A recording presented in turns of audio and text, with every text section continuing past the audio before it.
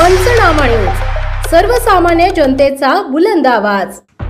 नंदुरबार तालुक्यात अवकाळी पाऊस आणि वादळी वाऱ्यांमुळे घरांसह शेती पिकांचे मोठे नुकसान।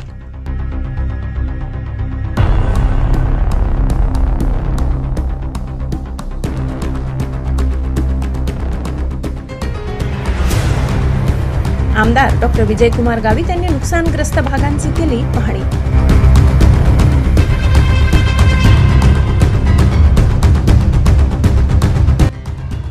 नंदुरबार तालुक्यातील शनिमांडळ, तलवाडे, आखातवाडे, खर्दे भागात सायंकाळी व रात्री झालेल्या अवकाळी पाऊस आणि वादळी वाऱ्यामुळे घरांसह शेती पिकाचे मोठे नुकसान झाले।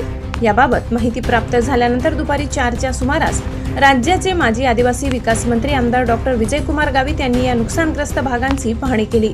एवढी पडलेली घरे, पत्रे उडालेले तसेच वाहनांचा नुकसान झालेल्या नागरिकांनी शासनाकडून भरपाई मिळावी अशी मागणी आमदार डॉ. विजयकुमार गावित यांच्याकडे केली। तसेच पावसामुळे शेती पिकांचे नुकसान झाले असून शेतकऱ्यांनी नुकसान भरपाई पंचनामे करून मिळावी अशी मागणी केली।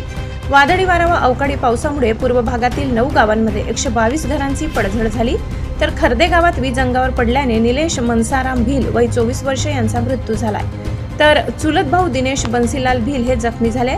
आज सायंकाळी 5:30 वाजेच्या सुमारास खर्दे गावात मयत निलेश भिल यांच्या कुटुंबियांचे आमदार विजयकुमार गावित यांनी सांत्वन करत शासनाकडून मिळणारी आर्थिक मदतीचे प्रमाणपत्र देण्यात आले।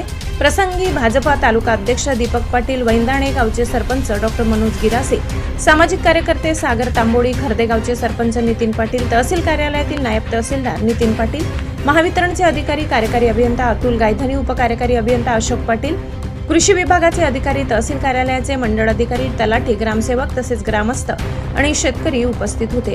या सर्व पाहणीनंतर आमदार डॉ. विजयकुमार गावित यांनी तलाठी, ग्रामसेवक तसेच कृषी अधिकारी व मंडळ अधिकाऱ्यांना तातडीने पंचनामे पूर्ण करून अहवाल शासनाला देण्यासंदर्भात सूचना केल्या।